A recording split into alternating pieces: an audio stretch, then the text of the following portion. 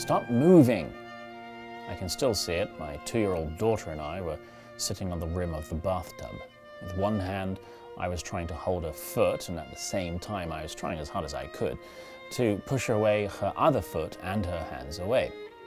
In my other hand were the nail scissors. I was trying to cut her toenails, trying again and again, unsuccessfully. She struggled, waved her hands around, and screamed, "No! I don't want you to, no!" "It won't take long. It doesn't hurt. No! Look, I cut my own fingernails. Come on. I don't want you to. I don't want it. I don't want it. Look, it has to be done. It's like getting a haircut. You won't feel a thing. No! Well, for 2 years, we've been cutting her nails. We try everything. Promises, distractions, but sometimes nothing works. Just imagine how easy everything would be. Stand there, clip, clip, clip, done.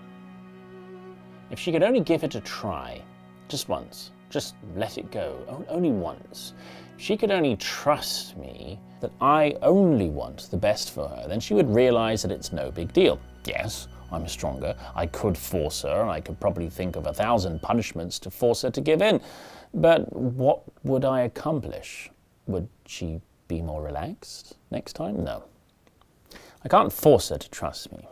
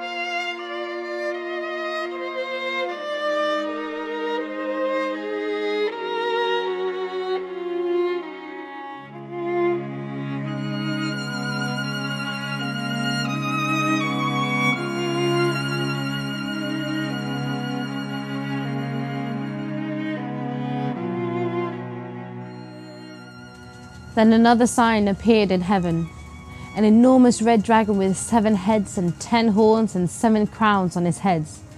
His tail swept 1/3 of the stars out of the sky and flung them to the earth. The dragon stood in front of the woman who was about to give birth so that he might devour her child the moment it was born. There it is again, the battle being fought behind the scenes of our world. Let's imagine this scene once again. There is a woman who is giving birth to a child and a monster lurking to devour the newborn. The child is doomed to die and his mother can do nothing to protect him. A very daunting situation. What is going on? What does the dragon have against the small child? We could say that dragons are whimsical and don't really need a reason to kill. But why doesn't he just squash the woman? Why is he waiting for the child like a gladiator waits for his rival in the arena? It looks as if a duel is taking place. The dragon, the old serpent, the arch enemy of God, has to face this child and no one else.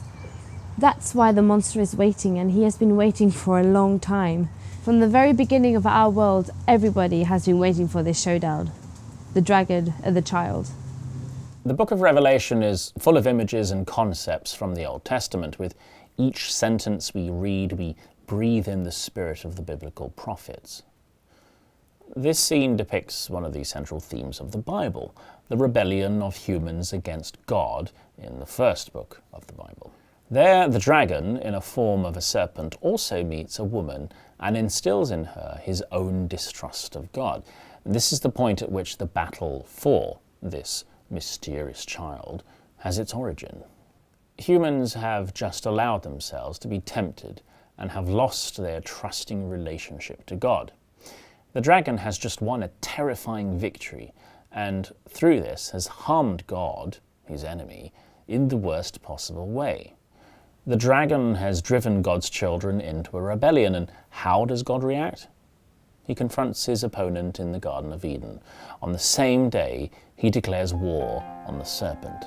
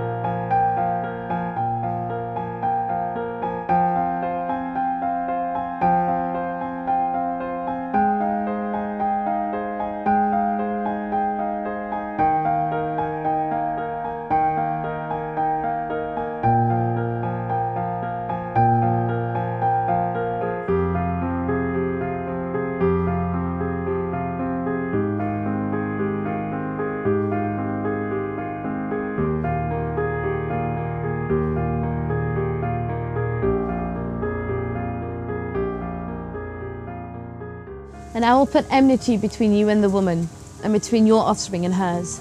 He will crush your head and you will strike his heel.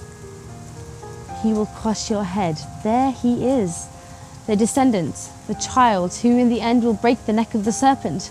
What a child this must be, since the promise was made by God. Humans have been waiting for this wonderful child, and the dragon is in awe of it. In fact, the whole Old Testament is a story of waiting for the promised one, and the New Testament is a story of his coming. In this vision, the dragon is waiting for him, and for him alone, not just for any child, but for the promised descendant, the Messiah, Christ. It is not blind rage that drives the dragon to the woman giving birth, rather it is the chance of winning a decisive battle. The text quickly reveals that this baby is no ordinary child. She gave birth to a son, a male child who will rule all the nations with an iron scepter, and her child was snatched up to God and to his throne. He carries the scepter, he stands above all nations, he is born as King of the world, he is anything but a normal baby. This ruler of the world, the Messiah, is the real focus of the book of Revelation. It's his book. He also calls himself Alpha and Omega, the first and the last, he who has the keys to the kingdom of the dead. Later in the book of Revelation, he is described as follows. I saw heaven standing open, and there before me was a white horse whose rider is called Faithful and True. With justice he judges and makes war. His eyes are like blazing fire, and on his head are many crowns.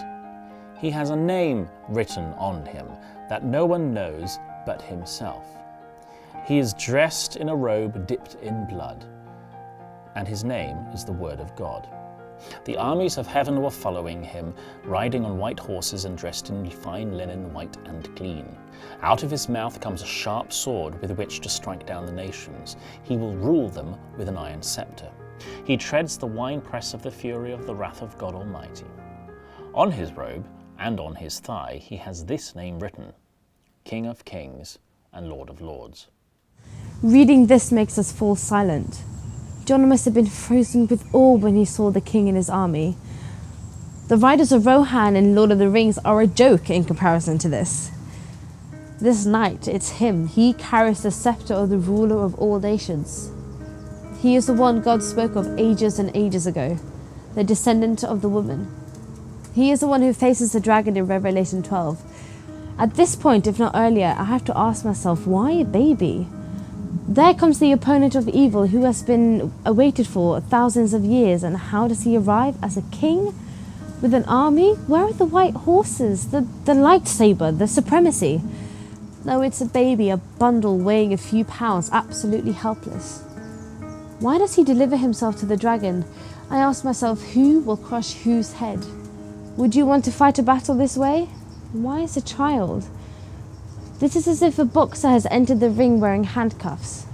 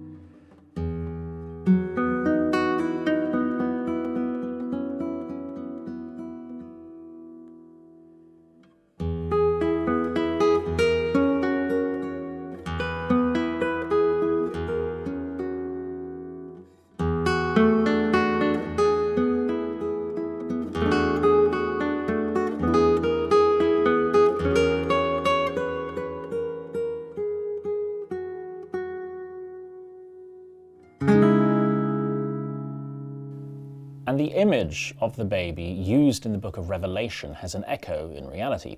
We all know the Christmas story of the Messiah's birth. God becomes human. Christ comes down to earth. Indeed, he comes as a small, naked, absolutely helpless baby. The Messiah had to be fed and cleaned. He couldn't be any weaker.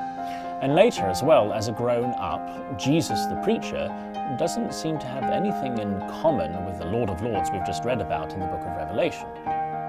Why doesn't God go to battle as commander of his army of angels? The answer lies in the nature of the war for our world, which is taking place and to which the book of Revelation wants to draw our attention. It is not a war for countries or treasures. It's about humans. God has lost them. How? Were they violently wrenched from him? No. In that case, it would be easy to destroy the dragon and release the hostages. God could have already violently defeated the snake in the Garden of Eden, if this were enough. No, humans have broken away from God. They deserted God. They distrusted him and distrust him until today. But he wants to win our trust back. This is the only reason he goes to this war. It's all about our trust in him, our heart. Because that's what was stolen from him, back then by the serpent. You cannot create trust using power or authority. If a government silences its critics by massacring them, this does nothing to allay the distrust of the citizens. The question to be answered is not who is stronger, but who is more faithful, who is good, who is really acting in our best interests. Whom can we trust? Or when we look at the text in Genesis, who has told us the truth? God or the serpent?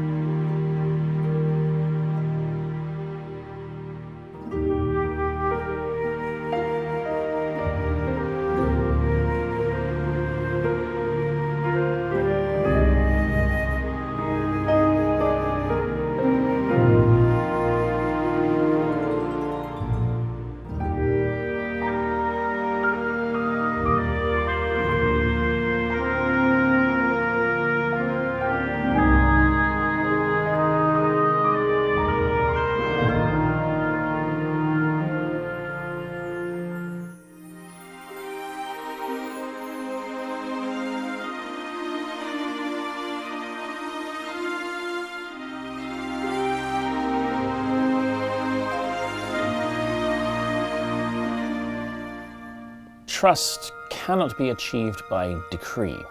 If this worked, everything would be very easy with my daughter, for example. Cutting nails, washing hair, taking pills, learning how to swim.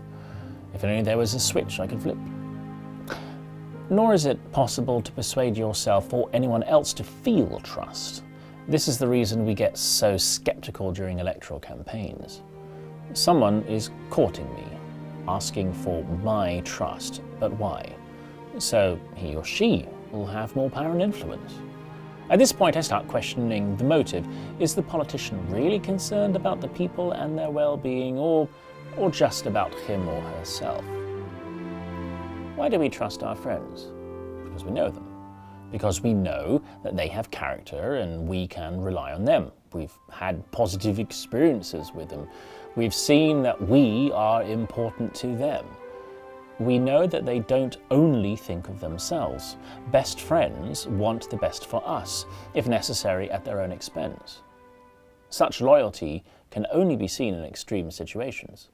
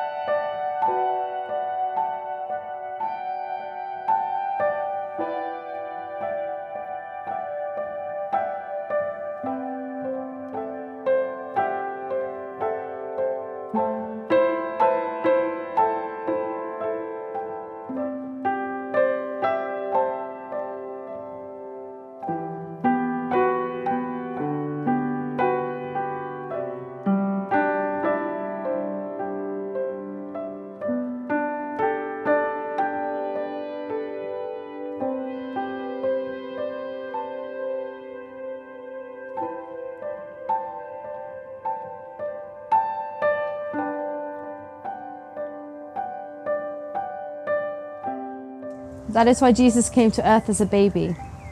By becoming human, a child, God gives all his powers away. He says, I don't care whether I am omniscient and almighty. I don't care whether thousands of angels are serving me. The only thing that counts is that you believe in me, that you trust me, that you are happy, and that you experience life. God doesn't just speak, he also takes actions. He makes himself small and naked, human. No backup, no safety net. He faces a dragon and risks everything, but through this he has proven that it's not about him, and he didn't back down when it became inconvenient.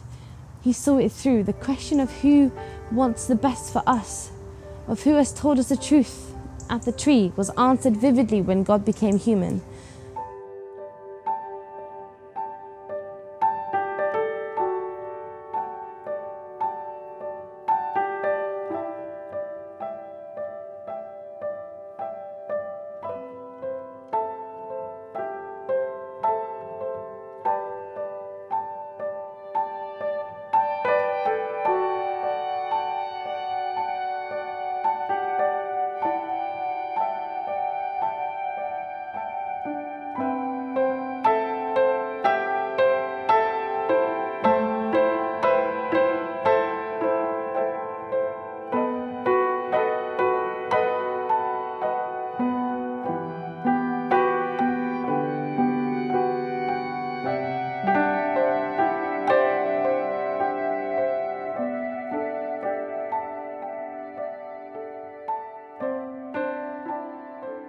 Do you remember Tommy, the McGregor's son?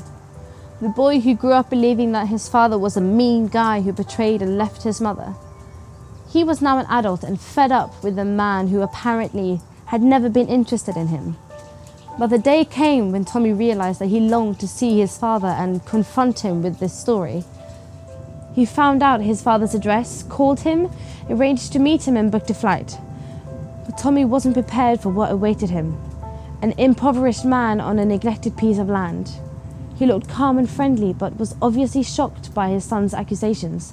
I never loved a woman other than your mother. I still love her. She betrayed me without saying a word. Until today, I didn't even know where she lived. In all these years, I stayed single and never gave up hope of seeing you again. I couldn't find you. That's why I decided never to move away from here, so that you could find me when you were grown up. Tommy was speechless. This couldn't be true. He couldn't have been lied to his whole life. But there was no wealthy businessman standing in front of him enjoying life with a younger woman, but a man who had given up everything, every career opportunity, every chance at love's bliss, and a comfortable life just for the tiny chance of seeing him, Tommy, again. A sacrifice such as this cannot be faked. Tommy had found out the truth about his father. He had found his father.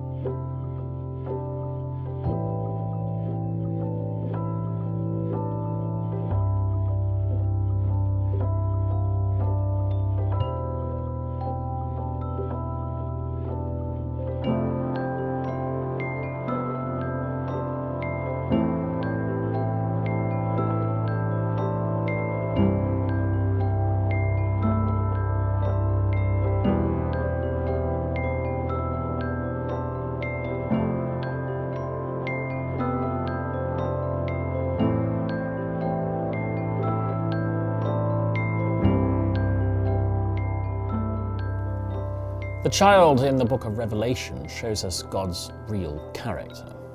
Jesus was supreme because he cast off everything and opened himself totally. Now, I've known this for about 20 years now, but it can still come as a surprise to me, maybe because it's in such contrast to all other stories, where victories are achieved through power struggles and massacres. Actually, I should know better. After all, this is how Jesus won me and my trust. He won it because he came the way he came, because he lived the way he lived, and because he died the way he died. Absolutely trustworthy. Sometimes I forget this. I even forget it often. Sometimes I'm so busy with superficial things and I have doubts. Sometimes life knocks me out. In critical situations, dark images sometimes appear of a God who will surely punish me, who has no understanding for my weaknesses, who turns away and is indifferent and says nothing. And I'm no longer able to be open to confide in him because there is only the ceiling and I feel betrayed. But no matter how far I've drifted away, there are irresistible images in my mind that can never leave me. A man who owns nothing, who lives nowhere, who doesn't take advantage of relationships, and who avoids any popular admiration. He looks for the small and the weak ones and devotes himself to them. There is no strategy behind the self-debasement. A sacrifice such as this cannot be faked. This man, Jesus, is miles away from claiming any power or profit or from having any ulterior motives. Nothing prevents us from recognizing his character. Unswerving loyalty. This is how he convinced me, and this is how he will always win me back until I've learned to trust him even more.